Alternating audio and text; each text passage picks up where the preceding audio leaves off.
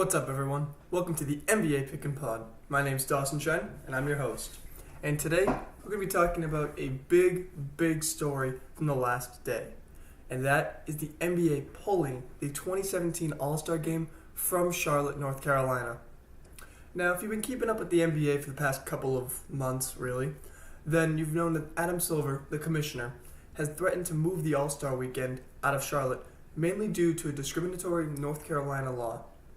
Now, this North Carolina law was in response to a Charlotte anti-discrimination law that they tried to put out in order to protect LGBTQ rights. However, in a state as bigoted as North Carolina can be, the state legislature decided they wanted to infringe on the rights of that community.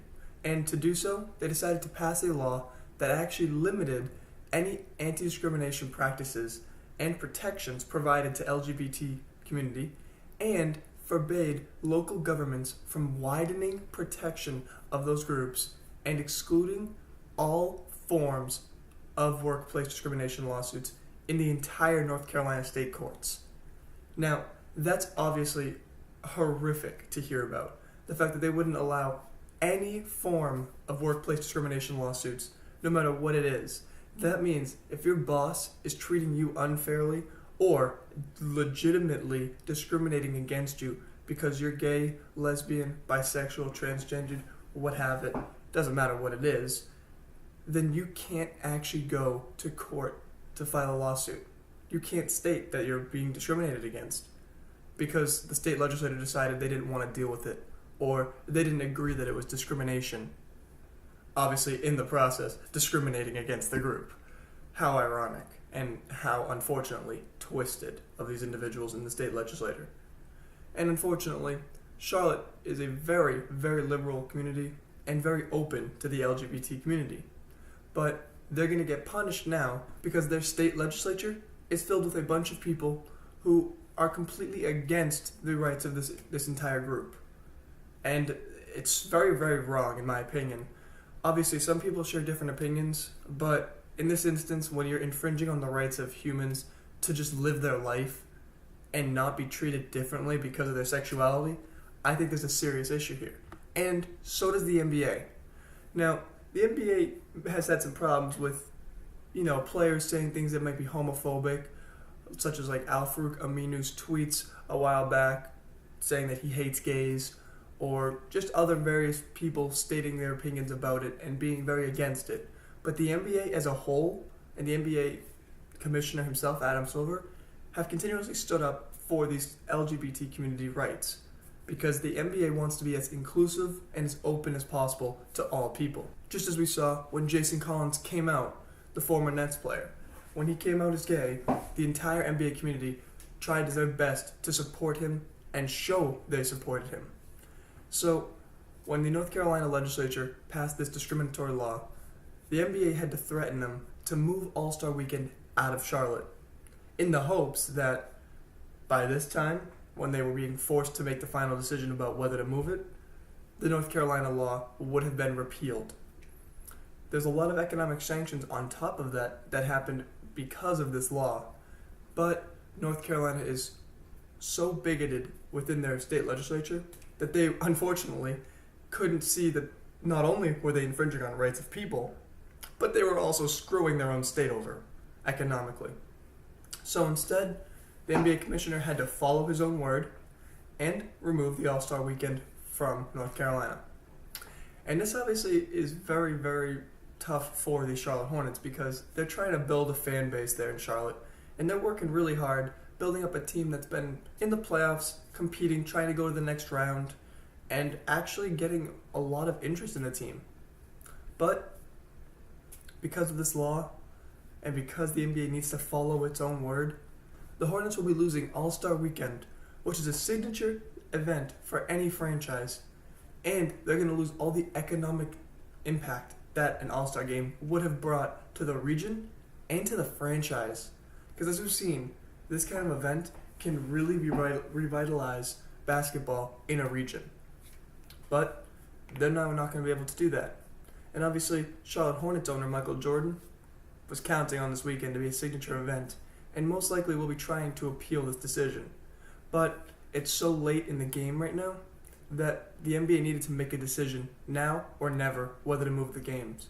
Because if they didn't do it now, they probably would not have been able to move it and then be able to schedule all the events in a new location. So unfortunately, because of this law called the North Carolina House Bill 2, we're going to actually be seeing an NBA All-Star Weekend in a different location this year. Now, Commissioner Adam Silver has said that he's thinking about putting it in New Orleans. Unfortunately for other teams, New Orleans has already hosted the All-Star Game in 2008 and 2 years ago in 2014. But the one key reason why they continue to host these games and why they'll probably be hosting this one is because New Orleans can take an influx of visitors and an influx of people for a huge event like this with almost no issue. They're so used to it. They've got plenty of hotels within walking distance of the arena. They've got plenty of people who are willing to help out setting it up, cleaning the streets afterwards, all of that. And it's happening during Mardi Gras anyways. So they're already ready for thousands and thousands and thousands of people to be flooding into the city. So they're set up for this, which is why the Smoothie King Center, their amazing name for their arena, is probably going to be the host of All-Star Weekend on February 19th. But a lot of teams are trying to appeal this, hoping they can get it in other areas. The NBA even tried to consider putting the All-Star Game in the new T-Mobile Arena in Las Vegas, which is actually where the Las Vegas Summer League, was being played for the past month. The only reason why they were never able to get into that area was because the conversations about putting it there had a lot of scheduling conflicts, the facility.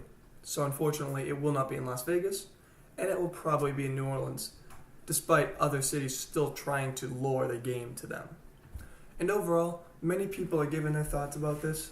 I mean, some people like Paul George have come out actually saying that he thinks the All-Star Game should have stayed in Charlotte because the NBA gave their word that it would be there, and he believes that it should stay there and they should keep their word.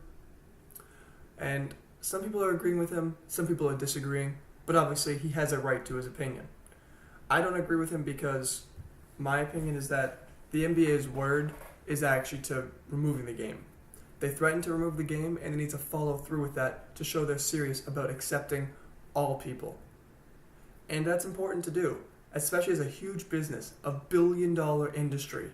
You need to be able to think that respecting the rights of everyone is probably more important than Charlotte's economy.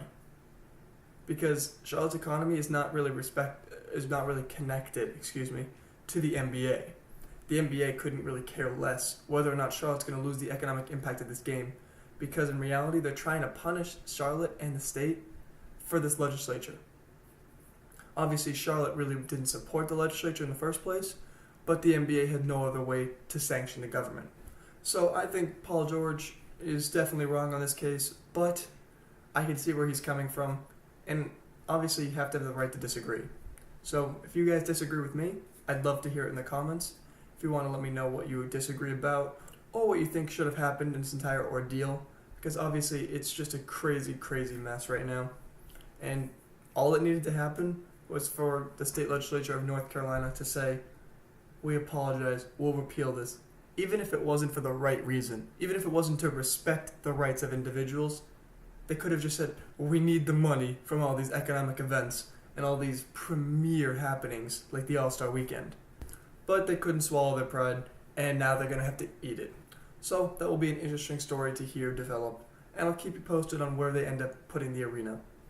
Another story from the past week has been all about the WNBA. Yes, that's right, the WNBA. The one sport that involves basketball that I don't think I've said a single word about in this entire history of this YouTube channel. Well, it's now going to be talked about, and it needs to be. Since we're on the talk about rights for very many people, I think we need to talk about this story. And it starts off with the Liberty, Indiana Fever, and Phoenix Mercury players who wore black warm-up shirts in the wake of recent shootings against police officers and by police officers. And they wore them to show support for all of the dead, such as the Dallas PD, Alton Sterling, and many more. And the WNBA fined them. They actually were not on board with the players wearing these warm-up jerseys, merely because the shirts violated league policy. Each team was fined $5,000 and each player was fined $500, even though the shirts were even Adidas brand. Some of them were just plain black t-shirts to show support. And yet, as the Indiana Fever player Brian January said, you have a league that's 90, if not above 90% African American, and you have an issue that's directly affecting them and the people they know, and yet the league is not willing to side with them on simply showing their support and using their freedom of speech. That's my own words right there. Because these players are allowed to say what they'd like. Just like you can see Carmelo Anthony, LeBron James, Chris Paul, Dwayne Wade all speaking out at the ESPYs for this issue. I can't imagine a world where the WNBA players can't also do the same kind of social activism, when the league is supposedly for social activism. I mean, earlier in the year in June, when they had the Orlando tragedy, the league was quick to give every single team shirts in support of it. They were okay with that because they wanted to support that. But they can't just pick and choose what initiatives to support and what not to support because it doesn't push their agenda. And that's a statement from Liberty Guard Tanisha Wright, because this is also important to these players. And I can agree with her on that.